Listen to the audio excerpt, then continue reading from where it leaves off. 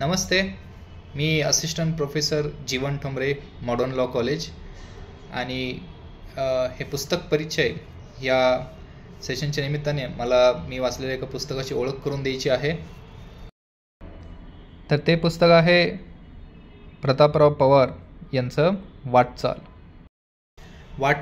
हे प्रताप पवार यांचं जे पुस्तक आहे ते मुख्यतः आपण ज्याला आत्मपरिचय किंवा ऑटोबायोग्राफी ज्याला आपण म्हणतो, आत्मचरित्र, तर त्या स्वरूपाचं आहे.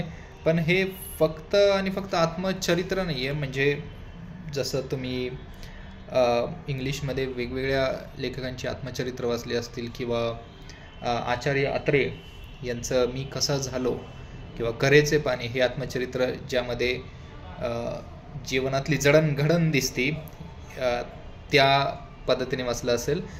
तर हे पुस्तक थोडंसं वेगळं मला वाटलं, कारण मी करेचे पानं असू दे किंवा मी कसं झालो असू दे किंवा अगदी आपले यशवंतराव चव्हाण यांचं जे आत्मचरित्र आहे कृष्णा काठ, तर त्या व्यक्तीच्या आयुष्यात घडणाऱ्या घटना आणि मग पुढे तसं कशा होत जातात, हे अशा स्वरूपाचं वर्णन इन जनरल आपल्याला सामान्यतः सगळ्या आत्मचरित्रांमध्ये दिसतं. पण हे पुस्तक वेगळं ह्यासाठी आहे की एक प्रतापराव पवार हे सर्वप्रथम आपणास माहिती असतील तर एक पत्रकार आहेत. सकाळ उद्योग समूह जो नानासाहेब परुळेकरांनी सुरू केला होता, त्यांची पुढची परंपरा प्रताप पवारांनी चालवली. आणि महाराष्ट्राच्या राजकारणाची ज्यांना ओळख असेल त्यांना माहिती असेल की प्रताप पवार हे महाराष्ट्रातले एक प्रमुख राजकारणी शरद पवार यांचे बंधू आहेत. तर मग एक तो राजकीय दृष्टिकोन, राजकीय घटना उलगडत जाताना स्वतःची व्यक्तिमत्वाची जडणघडण कशी होती आहे, तो दृष्टिकोन. शिवाय पत्रकार म्हणून आजूबाजूला घडणाऱ्या ज्या गोष्टी आहेत, म्हणजे देशांतर्गत राजकारणात म्हणू द्या किंवा आंतरराष्ट्रीय राजकारणात, त्या सगळ्या बाजूंनी अभ्यास करत असताना किंवा एक पत्रकार म्हणून त्यांचं आकलन करत असताना आपल्या व्यक्तिमत्वाची जडणघडण कशी झाली, तर त्याची वाटचाल ह्या पुस्तकामध्ये आहे.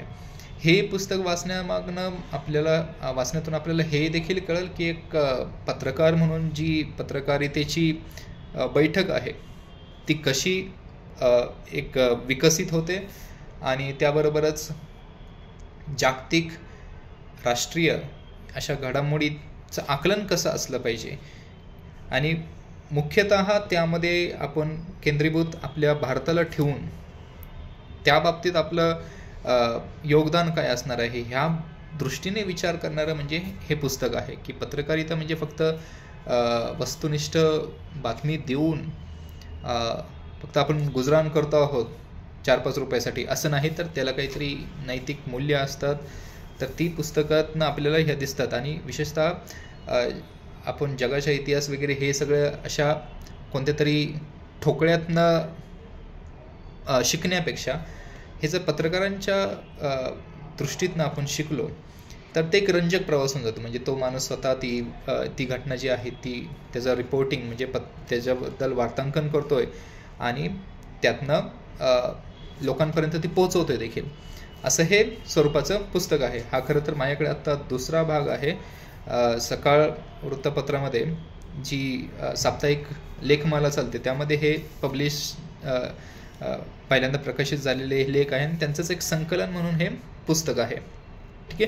तर मला असं वाटतं तुम्ही देखील ह्या पुस्तकाचं एकदा वाचन करावं. त्यातनं आपल्याला पत्रकारिता कशी असते ते कळेल, एक जीवनाची जडणघडण पत्रकार म्हणून आणि एक दुसरं स्वतंत्र व्यक्तिमत्व म्हणून कशी होती आणि इतरत्र घडणाऱ्या गोष्टींचा भारतावरती होणारा परिणाम आणि त्यातनं आपल्या व्यक्तिमत्वावरती होणारा परिणाम, हे सगळं ह्या पुस्तकातून तुम्हाला कळेल. आणि विशेष काही लेख ह्या पुस्तकामध्ये आहे, जसं पाणी प्रश्नावरती लेख आहे किंवा परिवर्तनाच्या दिशा म्हणून एक सेपरेट ज्याला आपण म्हणतो की कॉलम किंवा एक विभाग ह्या पुस्तकामध्ये आहे, ज्यामध्ये हे परिवर्तनाच्या युगातनं ज्यावेळेस जातो आहो माणूस, त्यामध्ये कोणकोणत्या घटना किंवा त्या कोणकोणत्या घटनांनी कसं आपल्याला शेप केलं, तर ते ह्या सगळ्या पुस्तकामध्ये. आणि पत्रकाराची एक ज्याला आपण म्हणतो ना की फक्त वस्तुनिष्ठ वर्णन केलं पाहिजे तसं नसून ॲक्च्युली समाजातल्या घडणाऱ्या प्रश्नांवरती काय उपाय असले पाहिजेत हे देखील या पुस्तकामध्ये सांगण्याचा प्रयत्न झालेला आहे.